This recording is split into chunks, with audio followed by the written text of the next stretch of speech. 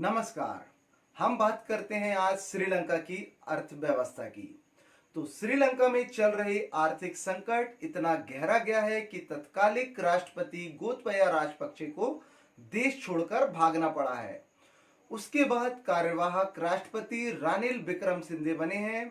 उन्हें अब संसद ने सर्वसहमति से श्रीलंका का राष्ट्रपति बना दिया गया है और वह स्थिति को काबू करने के लिए लगातार अपने प्रयास कर रहे हैं। लेकिन सबके मन में बस एक ही सवाल है कि समंदर के खूबसूरत किनारों के लिए मशहूर इस देश में ऐसा क्या हुआ कि ये कंगाल होने की तरफ बढ़ गया। हम बताते हैं कुछ कारण जिसने श्रीलंका को बर्बाद कर दिया। सबसे प्रमुख कारण है राजपक्षे परिवार की गलत नीतियां। राजपक्षे सरकार ने 2019 में टैक्स में बड़ी कटौती की गई, जिससे देश का 1/3 सरकारी खजाने से गायब हो गया और देश आर्थिक संकट की ओर बढ़ता गया। उसके बाद सबसे बड़ा हाथ यह माना जाता है कि चीन ने अधिक ब्याज दर में बेहिसाब कर्ज दिया श्रीलंका को और बड़े बड़े कंपनियां आकर श्रीलंका में निर्माण कार्य करती रहीं और चीन ने कर्ज के बोझ में श्रीलंका को इतना दबा दिया कि श्रीलंका धीरे धीरे बर्बादी की कगार पर बढ़ता गया। श्रीलंका के बर्बाद होने की यह भी एक वजह है कि श्रीलंका ने विदेशी कर्ज लिया।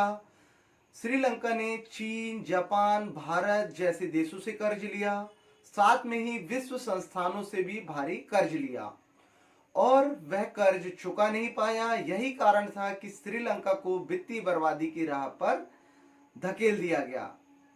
इसके अलावा रूस और यूक्रेन के युद्ध से भी कच्चे तेलों के भाव बहुत तेजी से बढ़े हैं और महंगाई भी बहुत अधिक बढ़ी है। श्रीलंका की अर्थव्यवस्था रूस और अन्य पड़ोसी देशों पर बहुत ज्यादा निर्भर रहती है। रूस और यूक्रेन युद्ध की वजह से कच्चे तेल की कीमत बढ़ी, जिससे कि महंगाई श्रीलंका में बहुत तेजी से बढ़ गई और अर्थव्यवस्था को महंगाई ने बहुत अधिक खराब कर दिया। कोरोना के कारण भी श्रीलंका का पर्यटन कम हो गया। यह भी एक मुख्य कारण है अर्थव्यवस्था खराब होने का। श्रीलंका की अर्थव्यवस्था पर्यटन पर 10% निर्भर करती है। कोरोना महामारी के कारण टूरिज्म विभाग के पास बहुत ज्यादा इनकम का सोर्स नहीं बचा और धीरे धीरे करते करते श्रीलंका की अर्थव्यवस्था डाउन होती गई।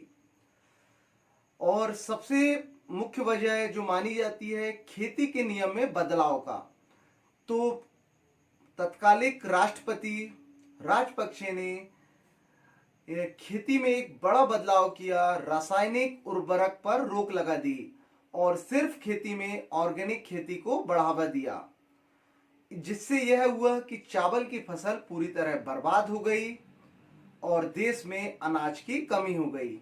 यह भी एक मुख्य वजह है श्रीलंका की बर्बादी का। इसके अलावा कुछ बड़े अर्थशास्त्रियों का कहना है कि श्रीलंका की अर्थव्यवस्था खराब होने का मुख्य कारण राजपक्षे परिवार भी है। राजपक्षे परिवार में परिवारवाद इतना ज्यादा हावी हो गया कि राजपक्षे परिवार से ही शिक्षा मंत्री, रक्षा मंत्री जैसे गृह मंत्री और प्रधानमंत्री राष्ट्रपति तक राजपक्षे परिवार से ही रहे, जिससे यह हुआ कि भ्रष्टाचार अपने चरम पर पहुंच गया। और कुछ लोगों का तो यह भी कहना है कि राजपक्षे परिवार का बहुत अधिक धन स्विस बैंक और अदर देशों में जमा है। तो थैंक यू। आपको कैसा लगा हमारा वीडियो? आप हमें अपनी राय जरूर लिखें। Thank you.